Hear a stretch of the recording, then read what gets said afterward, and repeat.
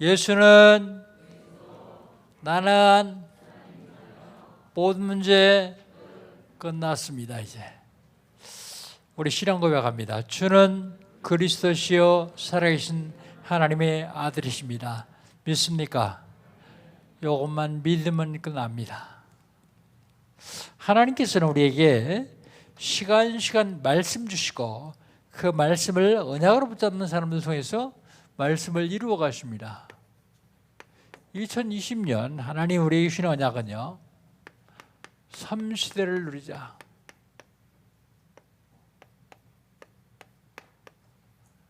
무슨 시대입니까? 전도 집중 시대입니다. 전도 집중 시대 어떻게 누립니까? 전도 집중 시대는 불신자 명단 적어놓고 기도부터 시작하는 것입니다. 기도 시작했는데 하나님이 전도 집중 시대 누릴 수 있도록 길을 여셨어요. 두 번째는 RUT 시대입니다. RUT 시대 어떻게 누립니까?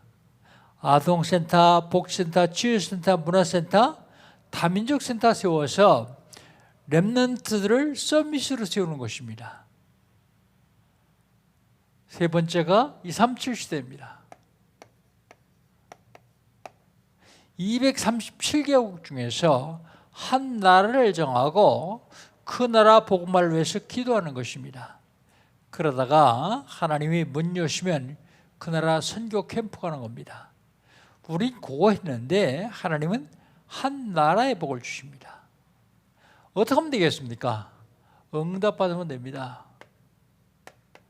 무슨 응답 받을까요? 걸어온 30년 사단을 발 앞에 무릎 꿇기는 응답 받았습니다. 무슨 응답 받을까요? 후대를 키우는 걸어갈 30년 흑암 문화를 정복하는 응답 받으면 됩니다.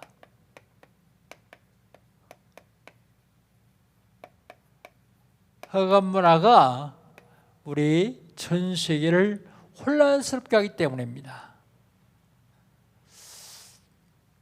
6월달 하나님 우리에게 주신 언약은 뭡니까?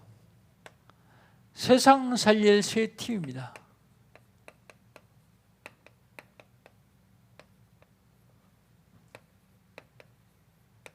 무슨 팀이죠?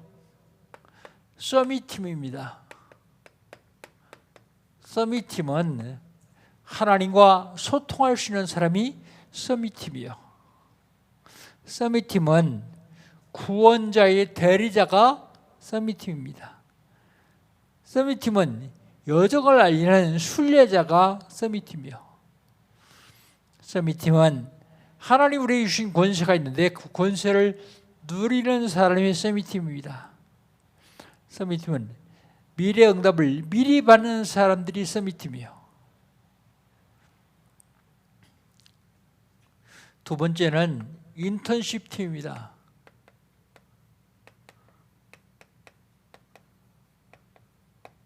인턴십 팀은 한 시대의 멘토가 인턴십 팀입니다. 서밋의 모델이 인턴십 팀이요. 인턴십의 리더들이 인턴십 팀입니다. 생명걸 가치를 발견하고 거기에 생명 거는 사람들이 인턴십 팀입니다. 현장 캠프의 사령관들이 인턴십 팀이요. 그 다음에는 헌신팀입니다. 헌신팀. 아무나 헌신할 수 있는 게 아닙니다.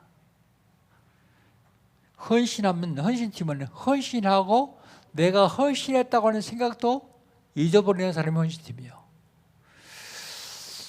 헌신팀. 정체성을 알고 정체성을 정리한 사람들이 헌신팀이요. 내가 누구인지를 알고 그걸 정리한 사람이 헌신할 수 있습니다. 나의 업에 전문성을 가진 사람이 헌신할 수 있어요. 하나님과 개인적으로, 가정적으로, 교회적으로 이면 계약을 한 사람들이 헌신팀입니다. 아무나 헌신할 수 있는 게 아닙니다. 이면계약할 수 있는 사람이 훨씬 되며.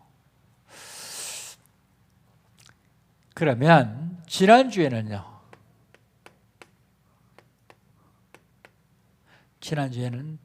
후일에 당할 일입니다.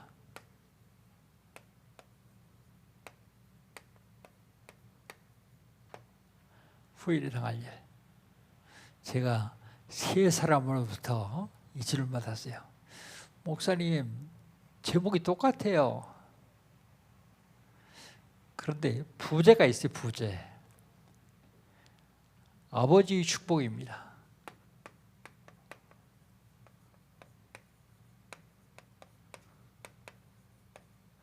왜 후일에 당할 일을 했냐면 지난주에 이걸 했는데 거기 연속. 그래서 후일에 당할 일입니다.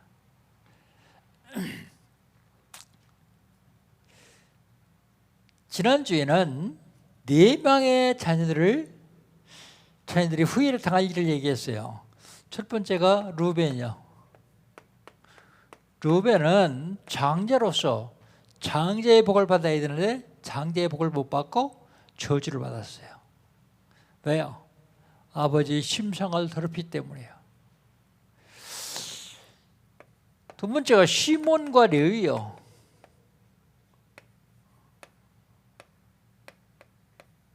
시몬과 레위는 저주를 받았어요. 왜요? 자기 혈기, 자기 생각, 자기 분노대로 행동했기 때문에 국가가, 한 민족이, 더 쉽게 얘기하면 자기 가정이 큰 어려움을 당할 뻔했습니다. 그래서 저주를 받았어요. 그런데 다 저주받은 게 아니라 축복받은 사람이 있는데 그게 유다예요. 유다는 왜 축복을 받았습니까? 사실은 인간적인 도덕적 윤리적으로 보면 날 게 없어요. 별 비슷해요. 아버지 심상을 더럽힌 것이나 며느리하고 해서 애랑 거야? 동생 죽이자고 한 거나 동생 인신매매 팔아먹자고 한 거나 비슷해요. 그런데 왜 축복을 받았습니까? 생명을 살리는 일을 했기 때문이에요. 생명 살리는 일. 사람들은 구원은 은혜 받고 축복은 행위로 받는다 그러니까 그게 이해가 안 가나 봐요. 성경에 보세요. 성경에 나와 있는 대로 육신적인 축복, 영적인 축복, 살아있을 때 축복은 후대의 축복도 행위로 받습니다. 구원은 은혜로 받아요. 행위가 아니라요. 그러면 오늘은요, 우리 신앙 고백 했습니까? 신앙 고백대로 살아야 되거든요. 오늘 본 말씀 49장 1절 한번 봅시다. 1절 같이 읽습니다. 야곱의 그 아들들을 불러 이르되 너희는 뭐이라? 너희가 후일에 당할 일을 내가 너희에 이르리라. 그래놓고 49장 전체에 이스라엘 백성들을 대해 얘기합니다. 그 다음에 28절 한번 봅시다. 28절 같이 읽습니다. 이들은 이스라엘 12지파라 이와 같이 그들의 아버지가 그들에게 말하고 그들에게 축복하였으니 곧 그들 각 사람의 분량대로 축복하였더라 그랬습니다. 그래서 오늘 제목은요,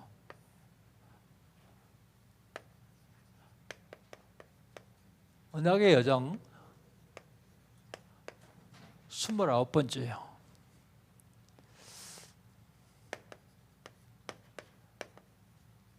후일에 당할 일.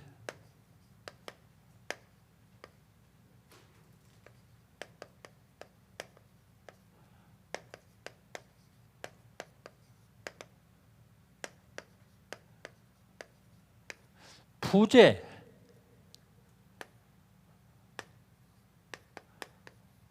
아버지의 축복.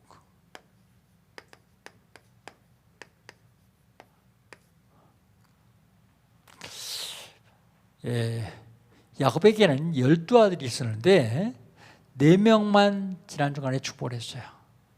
오늘은 8명을 축복해야 됩니다. 8명에 대한 후일에 당할 일을 해야 되는데 먼저 이스라엘의 아들들 한번 봅시다.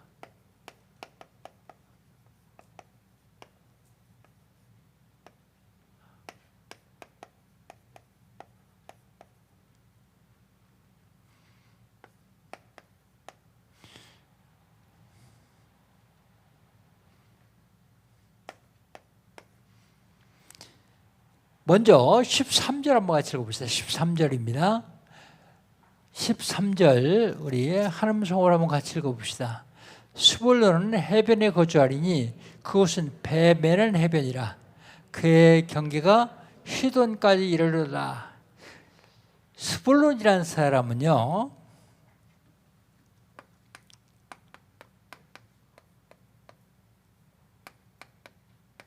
스불론이라는 사람은 레아의 아들이요, 레아의 4번째 아들입니다. 야곱에게는 10번째 아들이요, 10번째 아들. 근데 그가 어디 산다고요? 해변에 가지고 한다고요. 근데 그 해변이 어떤 해변이요? 해수할 수 있는 해변이 아니라 배 매는 해변이요. 배 매는 해변은 어떤 데예요? 무역할 수 있는 항구요.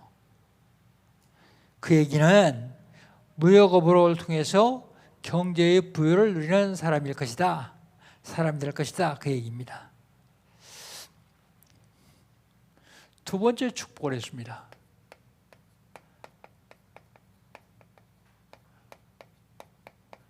14절 15절 같이 한번 읽어봅시다. 14절 15절입니다. 이사갈은 양의 오리 사이에 꿇어앉은 건장한 낙이라. 그는 쉴 곳을 보고 좋게 여기며 토지를 보고 아름답게 여기고 어깨를 내려 짐을 메고 앞제 아래서 섬기리라 그랬어요. 축복 아니죠, 이건. 이사갈은 양의 오리 사이에 꿇어앉은 건장한 나귀 같아요. 낙인데 쉴 곳을 보고 쉬지 못합니다. 좋게 생각만 하죠. 그리고요, 토지를 보고 아름답게 여깁니다. 그런데 그 토지를 소유하지 못해요. 왜 그렇게 보느냐? 그 다음 중요합니다. 어깨를 내려 짐을 메고 앞제 아래서 섬기는 자가 될 것이다. 많은 좋은 걸 놓고서도 누리지 못하고 그걸 섬기는 자가 될 것이다. 그런 얘기입니다. 이사갈은 레아의 셋째 아들입니다. 그리고 야곱의 10번째 아들이요. 9번째 아들입니다. 야곱의 9번째 아들. 그 다음에 단이요.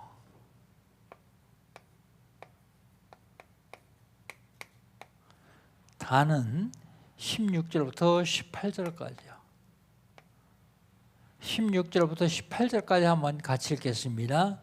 단은 이스라엘 한 지파같이 그의 백성을 심판하리로다. 단은 길섭의 뱀이요 샛길의 독사로다. 말굽을 물어서 그 탄자를 뒤로 떨어지게 하리로다. 여호와여, 나는 주의 구원을 기다리나이다. 단은 누군가면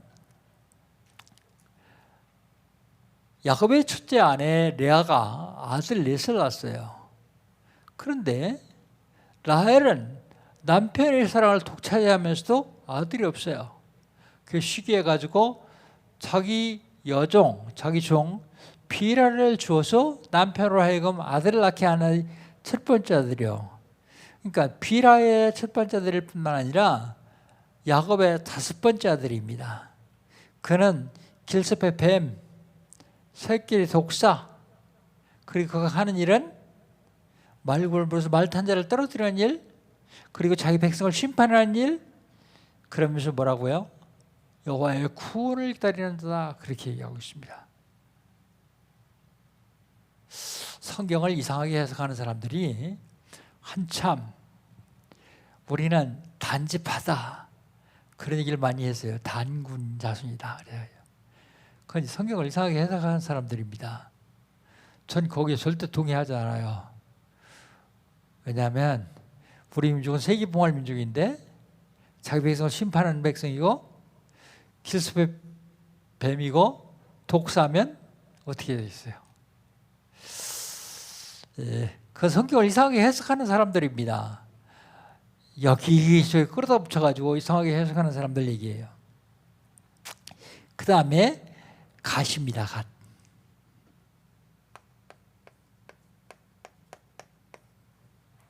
갓은 19절. 19절을 우리 같이 한번 읽어봅시다. 19절입니다. 갓은 군대의 추격을 받으나 도리어 그 뒤를 추격하리로다 그랬습니다. 갓은 누군가 하면 실바의 아들이요. 실바. 야곱의 7번째 아들입니다. 레아가 아들 넷을 낳는데 라헬이 자기 여종 비라를 줘가지고 아이를 낳으니까 레아가 좀 시기가 났어요. 그래서 자기 종 실바를 자기 남편에게 줘가지고 낳은 아들이요. 7번째 아들입니다.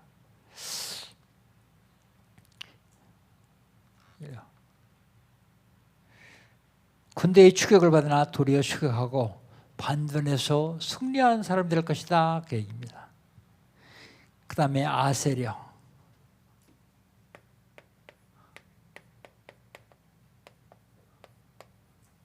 우리 20절 한번 같이 읽어봅시다. 20절입니다. 20절 같이 읽습니다. 아셀에게는 나는 먹을 것은 기름진 것이라 그가 왕의 수라상을 차리려다. 아셀에게는 기름진 음식을 생산하며 왕의 수라상을 차릴 정도로 풍요를 누릴 것이다 그런 얘기입니다. 예, 아셀은 실바의 아들이고 야곱의 8번째 아들입니다. 8번째. 그 다음에 마지막으로 납달리요. 납달리 21절 한번 읽어봅시다. 21절. 납달리는 노인 암사슴이라 아름다운 소리를 바라는도다. 자유를 얻고 아름답게 찬양하는 사람, 그런 민족이 될 것이다. 그런 지파가 될 것이라고 이스라엘이 아들들을 축복합니다. 그 다음 또 누구를 축복하느냐? 라헬의 아들들을 축복합니다.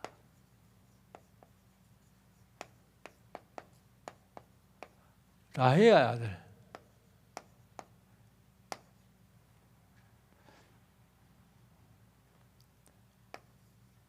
라헬의 아들 중에서 요셉을 축복합니다.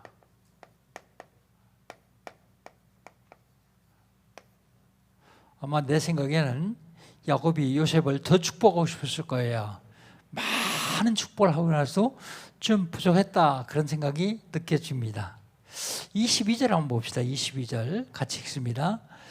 요셉은 무성한 가지 곧 샘 곁에 무성한 가지라 그 가지가 담을 넘었도다 그랬어요. 담을 넘을 정도로 어떻게 할 것이다?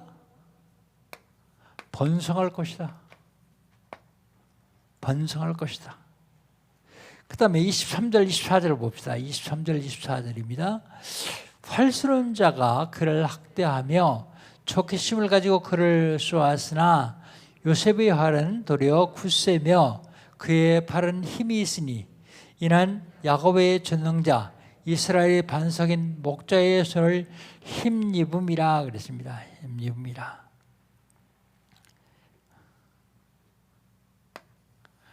하나님의 축복으로 승리하는 자가 된다. 승리할 것이다. 그렇게 얘기하고 있습니다. 그 다음에 25절입니다. 25절을 같이 한번 읽어봅시다. 내 아버지 하나님께로 말미암나니 그가 너를 도우실 것이요 전능자로 말미암나니 그가 내게 복을 주실 것이라. 위로 하늘의 복과 아래로 깊은 샘의 복과 젖먹이는 복과 태의 복이로다 그랬습니다. 너무 많으니까 다 못 쓰고요. 한마디로 얘기해서 모든 복을 받을 사람이다 그런 얘기다. 모든 복. 그 다음에 26절입니다. 26절 같이 한번 읽습니다. 내 아버지의 축복이 내 선조의 축복보다 나아서 영원한 산이 한없음 같이 그 축복이 요셉의 머리로 돌아오며 그 형제의 종 뛰어난 자의 정수리로 돌아오리로다 그랬습니다. 모든 축복이 다 요셉의 머리로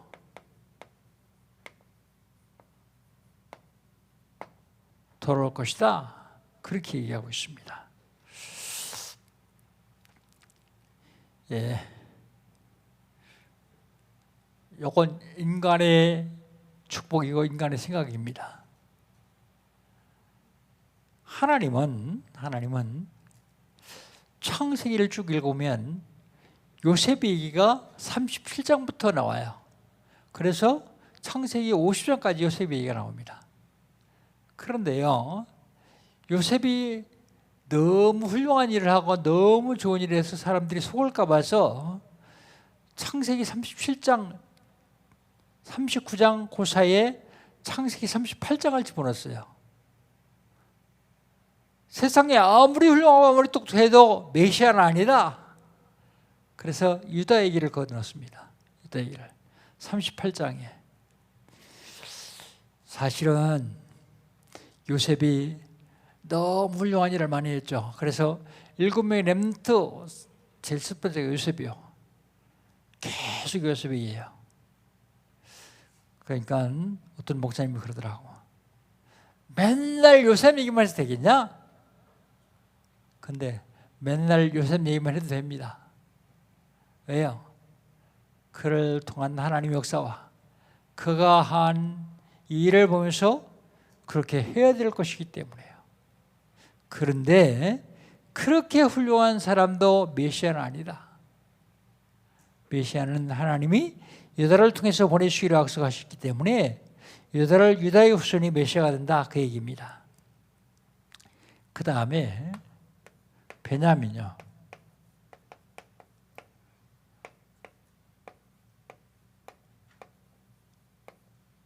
베냐민 27절 한번 읽어봅시다. 27절 같이 읽습니다. 베냐민은 물어뜯는 일이라 아침에는 빼앗은 걸 먹고 저녁에는 움킨 것을 나누리로다. 이들은 이스라엘 12지파라 이와 같이 그들의 아버지가 그들에게 말하고 그들에게 축복하였으니 곧 그들 각 사람이 분량대로 축복하였더라 그랬습니다. 베냐민은 아침에는요 물어뜯는 일이요 일이에 비유하고 그 다음에 아침에는요 빼앗은 것을 먹고 저녁에는요 움킨 것을 나눌 것이다 그랬습니다. 베냐민도 축복을 받은 사람입니다. 자, 이렇게 다 축복해 놓고서 그 다음에 야곱이 하는 일이 있어요. 그게 뭡니까?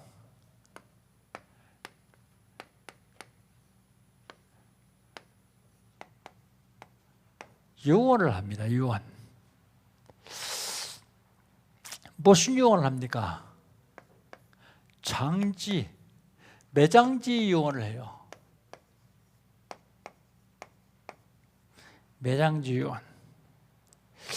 우리 29절부터 32절까지 같이 한번 읽어봅시다. 그가 그들에게 명하이르되 내가 내 주상기로 돌아가리니 나를 햇사람 에브로이 밭에 있는 굴에 우리 선조와 함께 장사하라. 이 굴은 가나안 땅 mamre 앞 막벨라 밭에 있는 것이라. 아브라함이 햇사람 에브로이에서 밭과 함께 사서 그의 매장지로 삼았으므로 아브라함과 그의 아내 사레가 거기 장사되었고 이삭과 그의 아내 리브가도 거기 장사되었으며 나도 레아를 그곳에 장사하노라. 이 밭과 거기 있는 굴은 햇사람에서 산 것이니라 그랬습니다. 장지.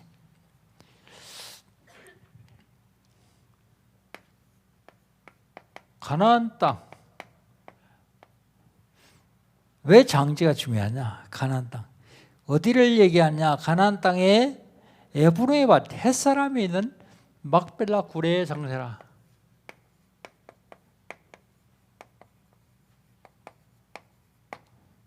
막벨라 굴에 장사하라.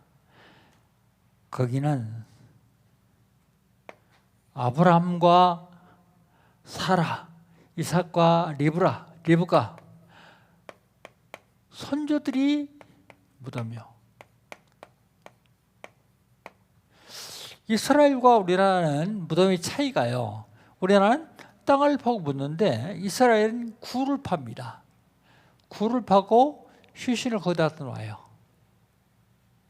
그게 왜 굴을 팠느냐? 첫 번째는 이스라엘 땅은요, 돌이 많아요, 돌. 그 땅을 파고 묻을 수가 없어요. 땅을 파서 돌을 파야 돼요, 바위를. 그런데다가 한 굴에다가 여러 시신을 갖다 놓고 가정묘를 삼습니다. 가정묘. 근데 거기가 우리 조상들이 묻혀둔 곳이다. 그래서 가나안 땅. 그러면 우리가 질문을 해봐야 돼요. 가나안 땅이 왜 중요하냐?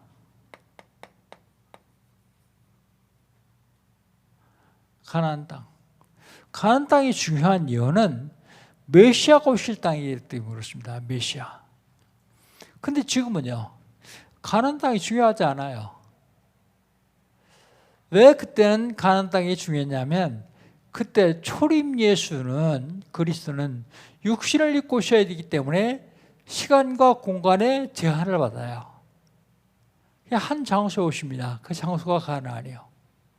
하나님이 약속하신 장소가요. 그럼 지금은 가나안이 왜 중요하지 않습니까? 지금은 메시아가, 그리스도가 재림하시는데, 예수님이 재림하시는데 모든 사람이 다 볼 수 있도록 오신다 그랬어요. 그렇다면 우리가 중요하게 여기는 곳이 어디죠? 내가 지금 있는 곳, 내가 지금 나가는 직장, 내가 사는 지역, 그거 중요합니다. 왜요? 거기에 메시아가 오실 것이기 때문에, 재림 예수가 오실 것이기 때문에요. 어느 한 곳이 아니에요. 지금 모든 사람이, 모든 인류가 다 볼 수 있도록 오시기 때문에 우리가 있는 모든 것이 다 선교지예요. 예수님이 세례요한을 가르쳐 뭐라냐면 여자가 낳은 자 중에 제일 큰 자다 그랬어요. 근데 우리 보고는 뭐라고 하시냐면 우리는 그보다 더 큰 일도 할 수 있다. 왜 그럽니까? 왜 세례요한이 여자가 낳은 중에 제일 큰 자입니까? 주님이 오실 길을 예비한 사람이기 때문에요. 주님이 오실 길을 예비한 사람이기 때문에. 그럼 우리는 왜 세례요한보다 더 큰 자입니까? 예수님이 다시 오실 길을 예비하는 사람들이기 때문에. 모든 전도자가 다 여기 속합니다. 가는 땅이 중요한 이유는 메시아가 올 땅인데, 메시아가 누구냐?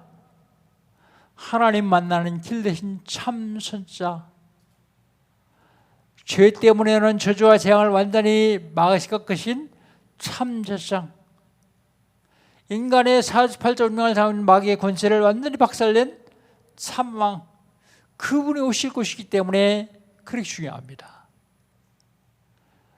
우리 인간의 과거 죄 문제, 현재 마귀 문제, 미래 지옥의 문제를 어떤 인간도 해결할 수 없는데 하나님만 해결할 수 있어요. 그 하나님이 육신을 입고 이 땅에 오실 곳이 가나안 땅. 그래서 가나안 땅을 구약성경에 보면 전부 가나안 땅을 중요시합니다. 모든 사람이 나갔다가도 가나안 땅으로, 아브라함도 이삭도 야곱도 다 가나안 땅으로요. 그런데 우리가 지금 꼭 알아야 될 것은 내가 있는 현장이요. 내가 있는 현장, 거기가 굉장히 중요한 곳입니다. 가나안 땅. 그리고 모든 인간은 한 번 죽습니다.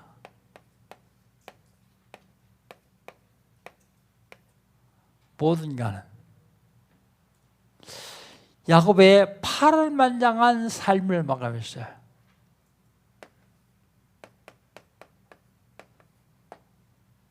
성경에 나오는 사람들 중에 야곱만큼 파란만장한 삶을 산 사람이 없어요.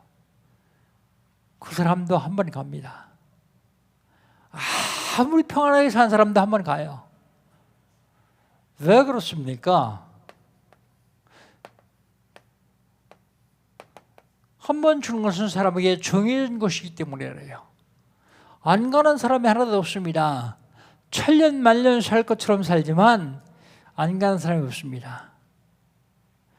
그렇다면 우리는 야곱은 자식들에게 유언을 남겼는데 우리는 자녀들에게 뭐 해야 되겠습니까? 우리도 유언을 남겨야 돼요. 유언.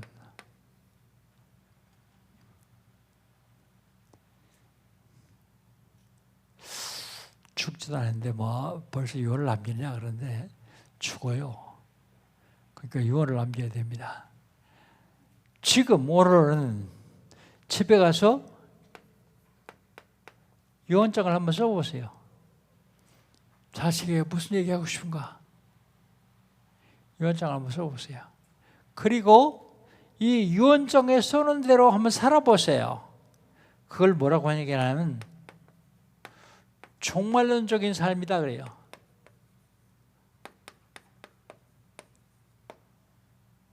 천년 만년 살 것처럼 살지 말고 한 번이 가는데 내 자식들에게 무엇을 남겨갔으면 좋겠는가? 유언장을 한번 써보시기 바랍니다. 후일에 당할 일, 두 번째지만 후일에 당할 일을 보면서 이런 결론이 나옵니다. 어떤 결론이 나오느냐? 우리는 육신을 입고 이 땅에 왔어요. 육신의 삶을 살아야 돼요. 그런데 이게 한계가 있다 그랬어요. 언제까지 사냐가 문제야. 제가 가만히 생각해보니까 100세를 산다고 할지라도 앞으로 25년 남았더라고. 그런데요, 세월이 얼마나 빨리 가는지 날아가요. 75년이 하루 같아요. 언제 지났는지 모르겠어요.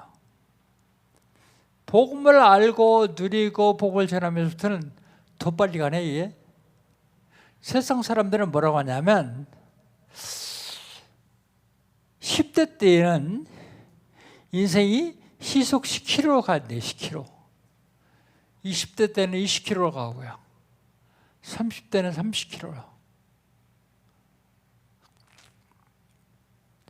90대쯤 되면 90km 달려가겠죠. 날아갑니다, 세상이요. 2020년 30대를 누리자 시작인데 엊그제 같아요. 근데 벌써 6월이요. 절반 지났습니다. 렘트에 끝나고 나면 금방 이제 2021년요. 계속 가는데 그럼 이 육신의 삶을 어떻게 살아야 될까? 이 남은 생에 무엇을 위해 살 것인가?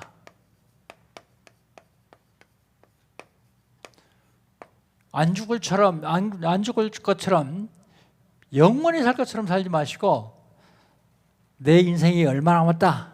이제 무엇을 해 살아야 되겠다라고 한번 생각해 보세요. 뭐를 위해 살아야 되겠습니까? 우리 시대적인 사명 237 살리는 데에 살아야 돼요. 237 나라 살리는 데요. 나도 237 나라 살리는 데 쓰임 받을 수 있어요. 그러나 더 효과적으로 237 나라 살리려면 렘넌트를 세워야 돼요. 무슨 렘넌트요? 요셉 같은 렘넌트요.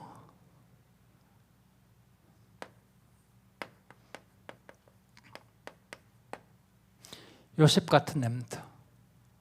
근데 우리 엄마들이 좀 엄마 아빠들이 착각하는 게 있어요. 내 아들은 영재인 것 같아요. 내 딸은 영재인 것 같아요. 영재 교육시키려고 합니다. 교육시키세요. 누가 뭐라고 합니까? 그런데 복음 없이 언약 없이 영재 교육시키면 그것 때문에 화가 와요. 우리 교회에서 왜 GRS를 계속합니까? 우리 선생님들 만나면 내가 그래요. 세상적인 것, 유치원에 사는 것, 좋은 걸 많이 하려고 애쓰지 마라. 그 아이에게 복음만 각인시켜라. 유 목사님 뭐라 하는지 아세요? 복음 없는 어린이집이나 유치원에 보내려면 차라리 집에 데리고 있어라. 왜 그러냐? 그 아이 속에 처음 들어간 것은 영원하다. 복음이 들어가야 된다. 그런 얘기를 해요. 그런데 영어 교육 잘 시킵니다. 아니면 세상에 문화 교육 잘 시킵니다. 그러고 가는 사람들이 있어요. 아니, 복음에 결론 나서 자기 교단에 잘리는 건 사형선고입니다. 그리고 복음동하러 온 목사들도 그 손주들에게도 복음을 각인 안 시켜요. 어떻게 설득하더라도 자기 아들, 딸들을 설득해서 손주들을 복음으로 각인시켜야 되는데 그걸 안 해요. 너무 답답하죠. 렘넌트를 세우지 않으면 세계보면 안 됩니다. 요셉 같은 렘넌트, 어떻게 하면 요셉 같은 렘넌트를 세울 수 있습니까? 우리 보고 뭐 많이 하라 그러는 거 아니에요. 창세기 37장 11절 야곱이 뭐 많이 한 줄 아십니까? 요셉이 하는 이 말을 마음에 간직했다 그랬어요. 마음에 두기만 해도 돼요. 마음에 두기만 해도. 근데 마음에도 안 둬요. 우리 교회 장로님 한 분이요, 자기 집 앞에 텃밭에다가 야채를 심나와요. 그리고 월요일만 우리 GR에서 렘들 주라고 그 야채를 보내줘요. 아, 저분은 우리 렘들을 마음에 담았구나, 그런 생각을 하게 되었습니다. 시중의 물건이 다 나쁘다 그런 얘기는 아니에요. 근데 상사꾼들이 싱싱하게 보이려고 다 농약을 치기 때문에 별로 안 좋아요. 물론 깨끗이 헹구고 잘 씻으면 되겠지만 중요한 건 그걸 얘기하는 게 아니라 그 장로님 그 렘들을 마음에 담았다, 그게 중요한 거라고 저는 생각합니다. 그렇다면 렘들을 세워야 되는데 렘들을 세우는 일을 나는 어떻게 하면 되겠습니까?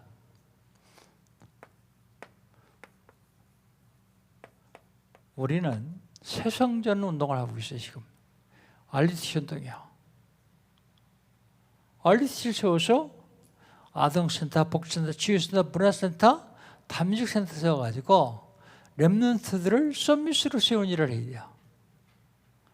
여기에 마음 담으면 됩니다. 마음 안 담아요.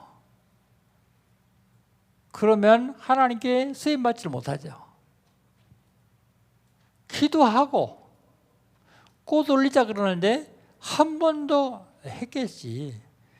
기도 안 하고 꽃 안 올리는 사람도 있을 거예요, 아마. 그런 사람들은 지금 이 시간부터라도 마음에 담아야 됩니다. 내가 뭐 특별한 일을 못하더라도 세계복음화, 지금 사단이 바라게 3단체와 종교단체에서 접신운동을 통해서 나오는 후유증, 그걸 치유해야 되는데 그 후유증을 치유하려면 렘넌트밖에 없다. 그러려면 RDC를 세워야 되겠다. RDC 여기에 생명 걸 가치가 있다. RDC가 하나의 건물을 본다 그러면 생명걸 가치가 오겠죠. 건물에 생명걸이 되겠습니까? 그런데 여기서 하는 이 일이 세계복음화 2, 3세대를 살리시다면 여기에 생명걸 가치가 있습니다. 마음에 담기만 해도 됩니다. 마음에 두기만 해도 됩니다. 이제 이후로 하나님은 이걸 하는 사람들을 쓰실 겁니다. 얼마나 훌륭하냐, 얼마나 똑똑하냐, 얼마나 많이 가졌느냐, 그걸 보시지 않습니다. 야곱이 요셉의 말을 마음에 간직했을 때 그때 하나님은 요셉을 통해서 역사를 일으켰습니다. 사랑하는 성도 여러분, 우리 후일에 당할 일, 우리 후손들이 후일에 당할 일 한번 생각하면서 정말로 하나님이 이 시대에 저와 여러분을 통해서 원하신 것이 무엇인지 거기에 마음 담아 하나님께 쓰임받는 저와 여러분 되시기를 주님의 이름으로 축복합니다. 하나님, 야곱이 죽으면서 후일에 당할 일들을 자식들에게 말했습니다. 하나님, 앞으로 이 세상에 후일에 어떤 일이 닥치겠습니까? 여기에 우리가 어떤 수익을 받아야 되겠습니까? 주님 말씀을 통해서 언약 잡고 하나님께 쓰임받기를 원합니다. 주님이 우리 영광교회 온 성도들 축복하셔서 마지막 시대의 세계에서 일하는 하나님의 자리를 낼 수 있도록 인도하여 주시옵소서. 예수님의 이름으로 기도합니다. 아멘.